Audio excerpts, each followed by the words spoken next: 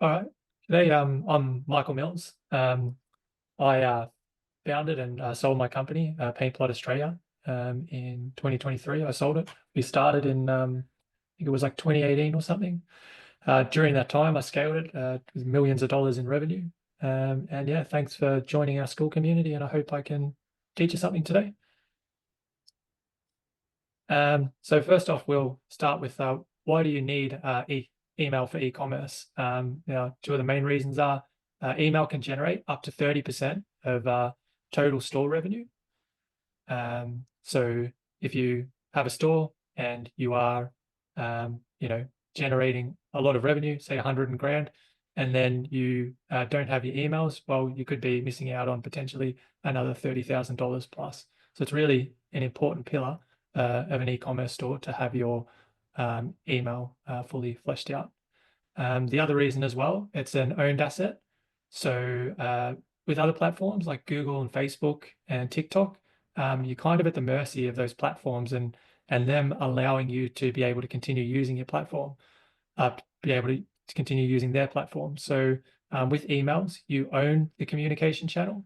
So basically you can choose between Klaviyo or OmniSend or whatever else, and the email list you own. So nobody can take that away from you, and nobody can take that communication channel away from you either.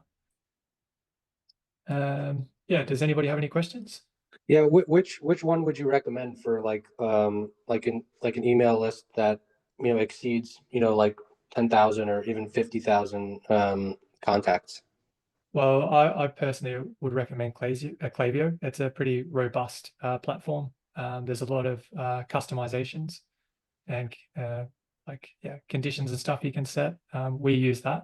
And for if you're using Shopify, well, I'd probably recommend Klaviyo because there's a lot of information out there about how to use Klaviyo and stuff like that as well. I think it's the preferred platform at the moment for most merchants. Got it. So with your emails, you have two main types of emails.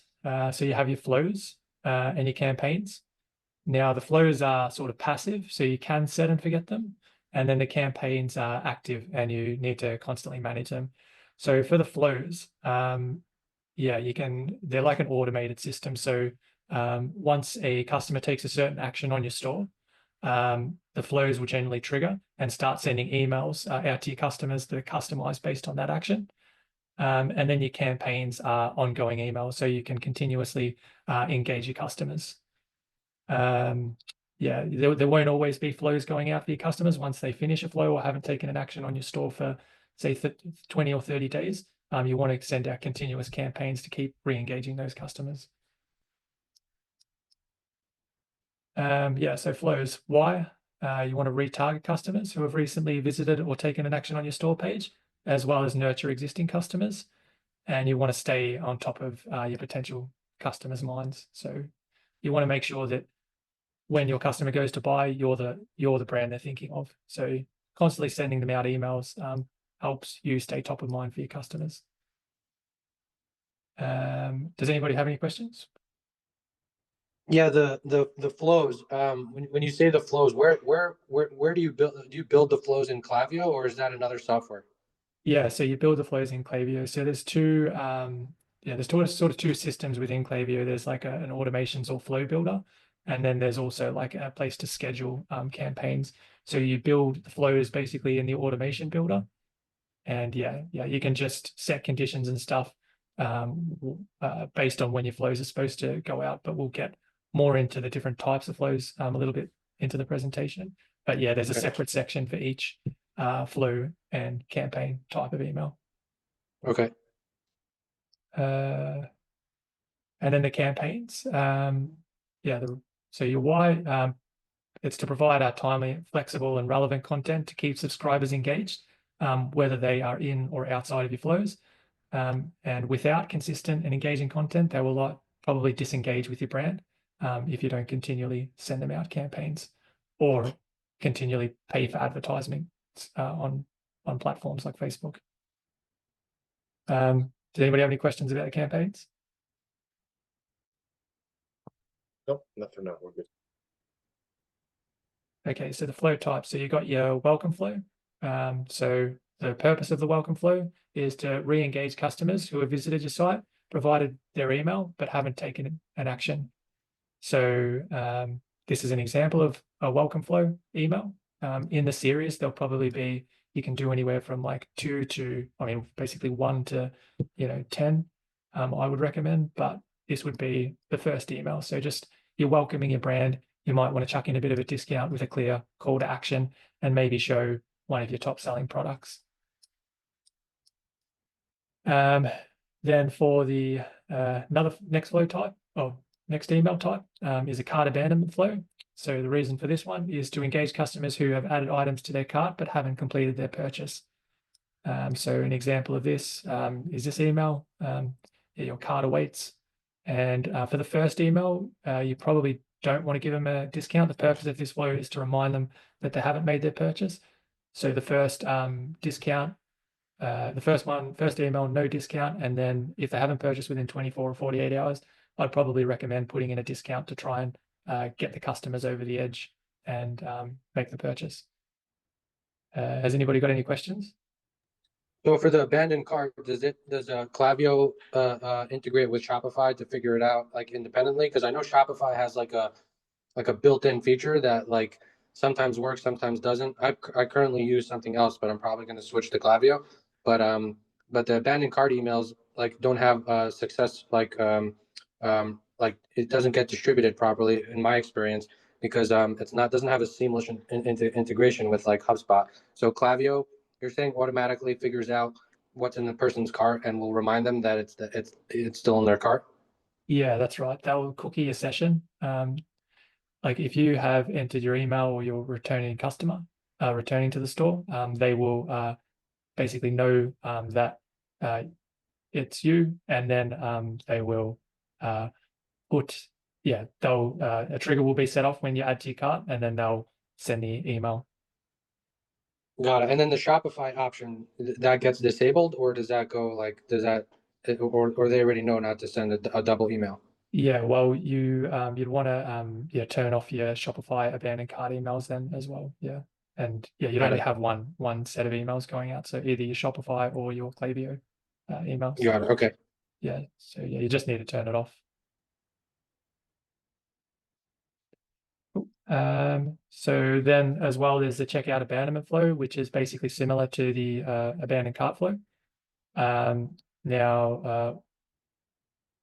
the checkout abandonment is when a customer has added to their cart and gone to checkout, and the abandoned cart flow is when a customer has just added to their cart but not gone to checkout.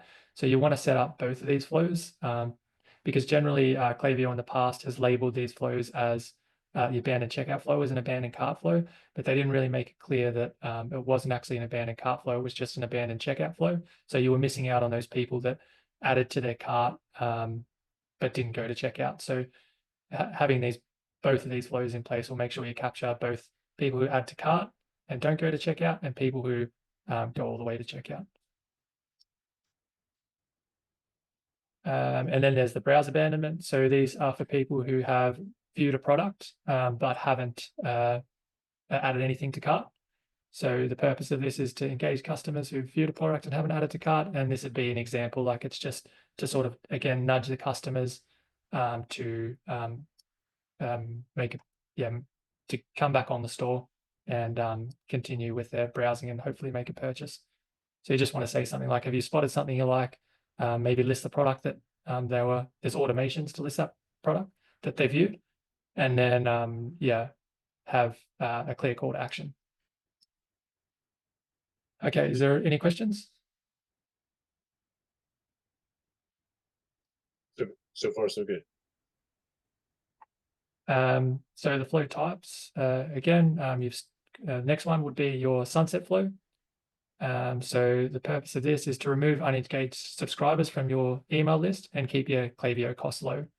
So after 60 to 90 days, you want to think about removing inactive profiles from your Klaviyo list, because if you keep them there, customers will continue. The list will, Klaviyo charges you based on how big your list is.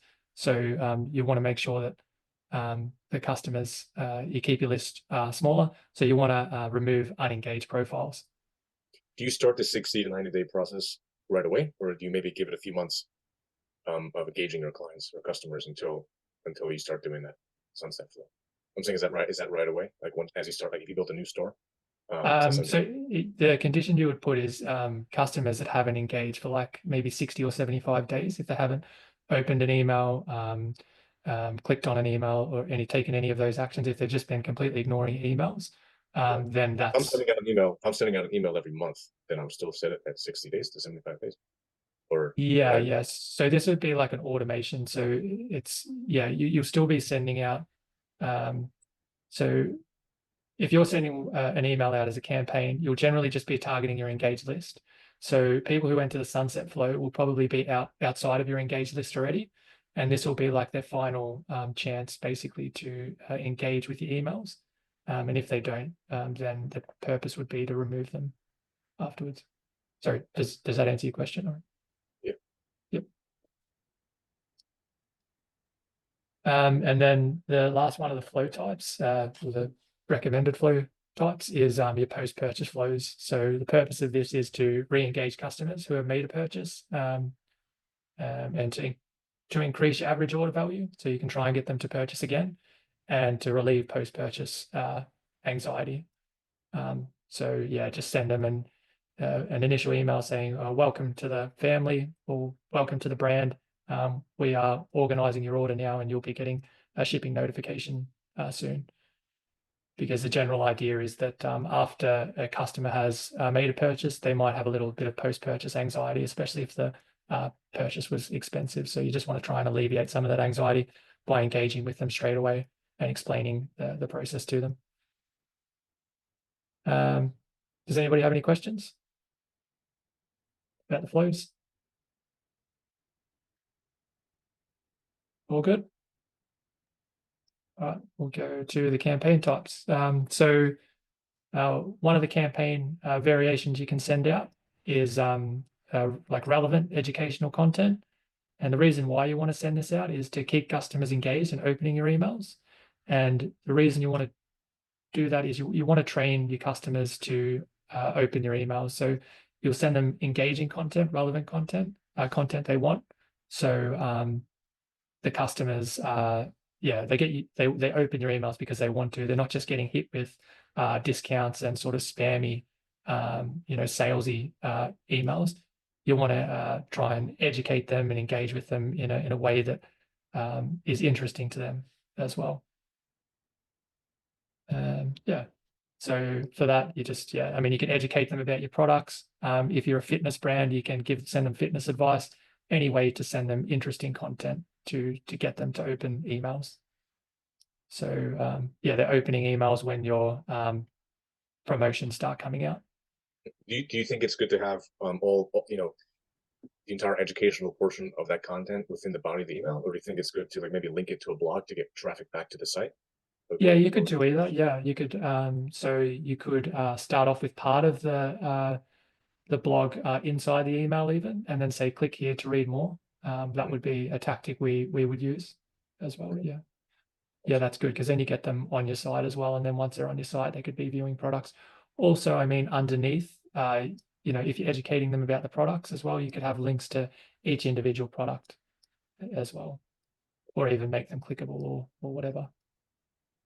Yeah, the end goal is always to get the sales. So you can add in a few, getting them to the site, or a few sort of, links to products and stuff to try and secure the sale as well.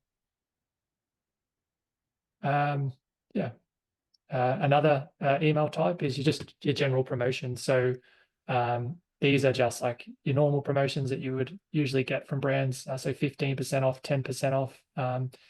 Now, we would generally use these during like lull sales periods. So periods where the store is low on revenue. So, it could be just after Christmas or whatever. So we just make up a sale. So October specials, for example, and then try and get customers back to try and lift up revenue throughout the low revenue period. Or, you could just add one in to boost it if you haven't sent out any campaigns for a while as well. You can use them to boost sales. But you can try and make an excuse around it as well. Just say October specials or, whatever. Yes, and then another campaign type is holiday promotions. So you've got your Black Friday holiday promotions, probably one of the biggest ones. And the purpose of these is to get customers to buy more during certain holiday periods. Yeah.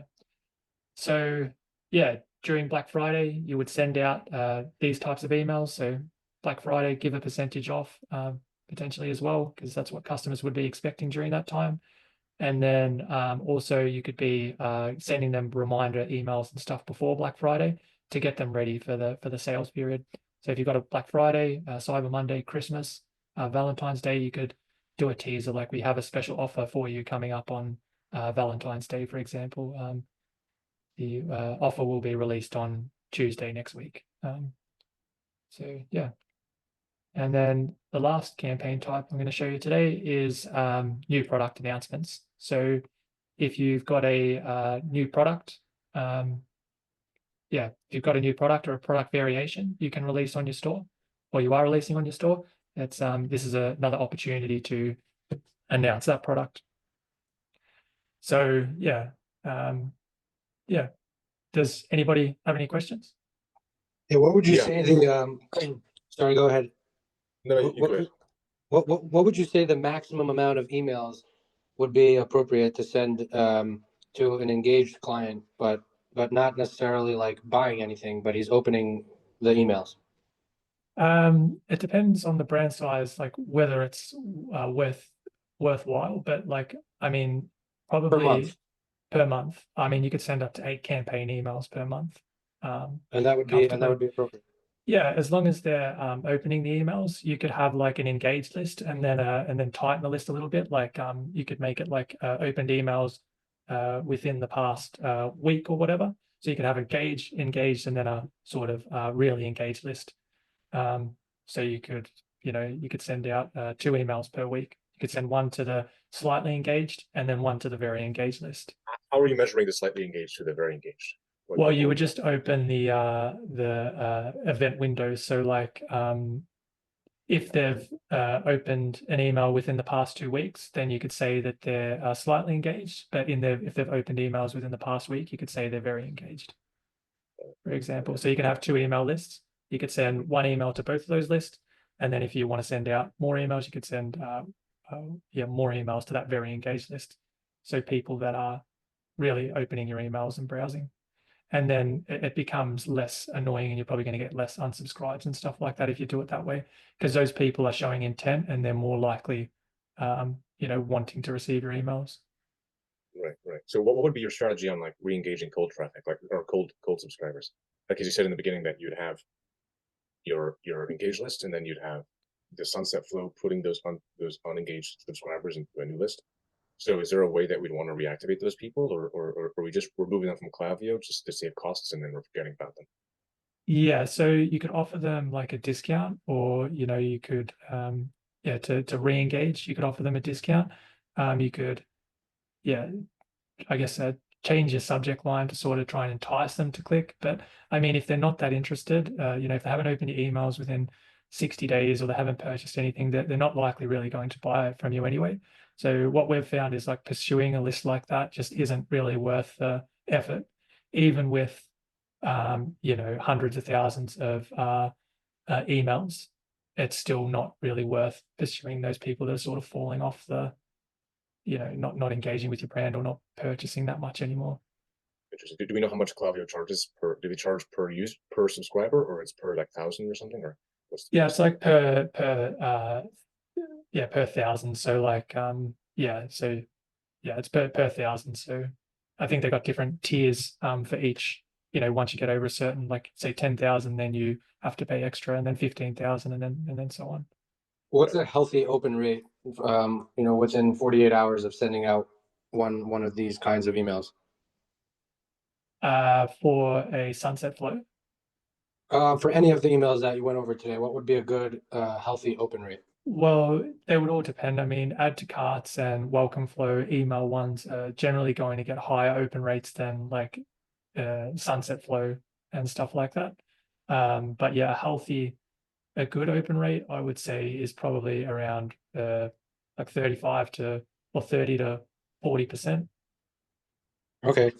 But yeah, it depends. Like on welcome flow email one, you could probably get like 50% maybe, and then by the end of your welcome series, you might only be getting like 20%, 15% if it's bad.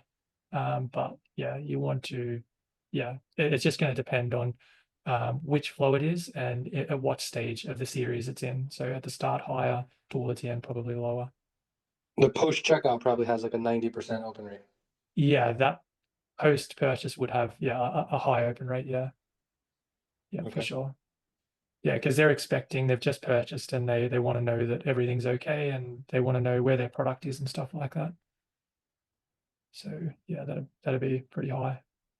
Do you find that upselling on post purchase is effective on for emails, or do you think that would be more effective, say, from a CRO perspective, on like adding that to like the checkout page, like after they purchase, like immediately on the website? Like, No, I think I think that on a post purchase it's good. I would probably generally edge towards after they've received their item to start giving them discounts and upsells and stuff like that, or variant products. But yeah, I mean, you can do both. You can do it on your page on CRO. You can do it in the cart. So yeah, the best places that we've found is probably like in the cart, and yeah, post purchase after they've received their product. You want them to get their product first and see that it's good, and then give them another opportunity to buy something from you.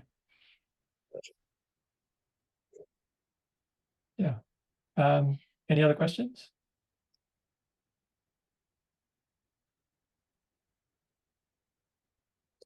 How often do you A/B test? Let's just say, like, do you have like a schedule of how many times you might A/B test a welcome flow or a post purchase doesn't need any A/B testing really because they're going to open it anyway. But as far as like those initial things, or maybe a re-engaging email, do you have like a parameter as to what, like how often, or what kind of things we might be looking for, or what kind of things we should be including in those emails? As far as Well, yeah, I mean, Klaviyo does. So I would A/B testing post-purchase flows as long as there's enough data going through them. Yeah, it just depends on how many customers you have. Like CRO experts or conversion rate optimization experts for A/B testing generally say that you need 500 conversions to minimum to fully understand the customer behavior. Like you can't the odds of you you need a lot of conversions to know that what the result is going to be from the A/B test, and it depends on how close the result is as well. If the result is very close, you'll need you could need tens of thousands of conversions. If there's a clear winner, then potentially you might only need 500 conversions. But I wouldn't bother starting to A/B test until like what you're A/B testing for has at least 500 conversions. So if it's a subject line, you'll need 500 opens. If you're measuring click-through rate, you'll need at least 500 click-throughs. And yeah, or else the test is basically not. It's just inconclusive. You don't have enough data to support the results. Yeah. Makes total sense. Okay. Yeah. And then as far as hygiene goes for the list, you're just saying the sunset flow is sufficient enough for any size list within Klaviyo? Yeah. Yep. Yeah, you just have the one sunset flow, and then once they've gone through the sunset flow, they'll be put into. You have to configure it to put them into a list, and this will be your deletion list or whatever, your removal from Klaviyo list, and then periodically you'll go in maybe once a month, depending on how big a list is, depending on how much worth of savings you're going to get for clearing that list, and then just remove the profiles from Klaviyo. You can save the list, so you can save all the emails for later for retargeting on ads platforms and stuff like that. But which is what we would do. But yeah, you want to get them off Klaviyo if they're just taking up space and they're not really gonna contribute a whole lot of revenue to the store. It's the people that are really early, like new to the list, that are going to be valuable to. Gotcha. So I can take that list of emails and then upload it to Facebook, for example, and then use that for retargeting. Yeah, create it. I can build an audience around emails. Yeah, you could. Yep. or you could probably upload it to AdRoll, for example, and then keep web display retargeting or whatever. Right. But So you I would say mean, that it would be useful for retargeting purposes, because those, even though they're not subscribing, or they're not engaged now to our emails, they were at some point, and Facebook is going to find affinity audiences, people that are lookalikes, so to speak, be able to find yeah, people. So okay, got it. I think that would be the best use case, really. I don't think retargeting those customers specifically would be much use. I think they've already decided they're not going to purchase, but for lookalike audiences, going out and finding customers that are similar to your list is probably the best use of a list like that. But then again, like, yeah, just testing, and you never know, like maybe that list is useless, but you could potentially use it. Right. That should also make the ads a lot cheaper, right? Because now you're giving Facebook data as opposed to you having to test it. Meaning you won't necessarily need a long testing phase on an ad platform, because you're giving them the data of who you want. Is that accurate? I mean, if you've got a big email list and you're just getting started on Facebook, yeah, potentially that could be helpful as well. I feel like Facebook's getting pretty automated these days, so I feel like it's becoming. I mean, back when we started in 2018, it was, it took a long time for the pixel to warm up and to find, to find relevant customers and to really zone in. But now I feel like it's finding them faster, and yeah, it seems to do a better job of the automated stuff now. Yeah. Gotcha.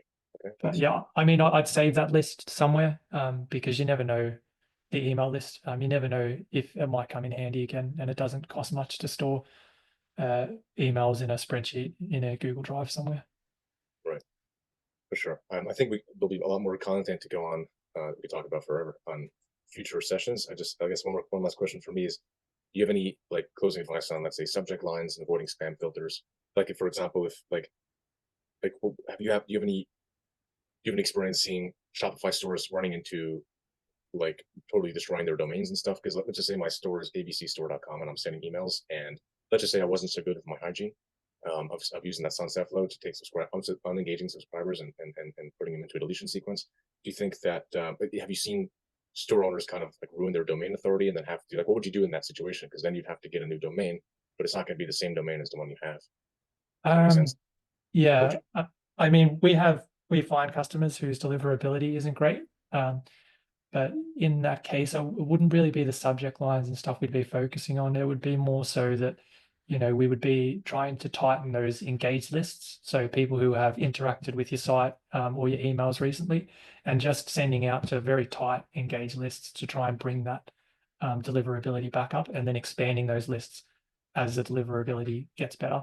So if you've been sending out emails to your whole list and people have been complaining, putting in the spam filters, just going back and concentrating on the customers that are actually opening your emails would help start sending positive signals again to email providers that people are interested in your emails. And yeah. How do you avoid ending up in, because let's say on Gmail, right, there's your primary inbox and then there's the social tab and then the promotion tab.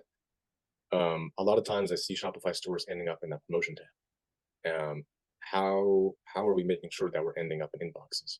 So yeah, again, just tight lists. So not sending to people that don't want to open your emails. So the tighter your lists are, people who have opened within the last couple of weeks, people who've taken actions on your store, and then also probably using these types of campaigns as well, like relevant educational content. So giving the customers what they want rather than, trying to spam them with promotions. So you might just send them like engaging content. You might send them advice and stuff like that. Right, for sure. So I guess it's really important for people to understand that it's not the quantity of your list. Say if I had 100,000 people in my email list, it's really the quality of my list, and I want to make sure I'm targeting, even if it's just like a small, tiny 5,000 subscriber sequence, right? Like it's not the quantity, and I should be very careful of keeping those engagements really tight. And yeah, exactly. Yeah. There's a lot of clients sometimes come and they say, I've got, these a list of my good customers, and they give us a list of people who have purchased a lot, but it's not really, or they've got like, a big list like that, but it's not really your customers that have purchased a lot or your customers that have, your big list. It's more the people that are currently engaged with your store. right. And to keep out of spam filters, you need to keep those engagement windows tight. again, opened, clicked emails within the past 2 weeks, and then 3 weeks, 1 month max. And then, just people that are engaged, not necessarily past purchases or your entire list. And then, if you're emailing your entire list, you're gonna quickly end up in the spam filters. Gotcha. And that'll ruin your domain authority if you do that. Yep. You'll get pushed into spam filters, and it'll take you a while to get back out.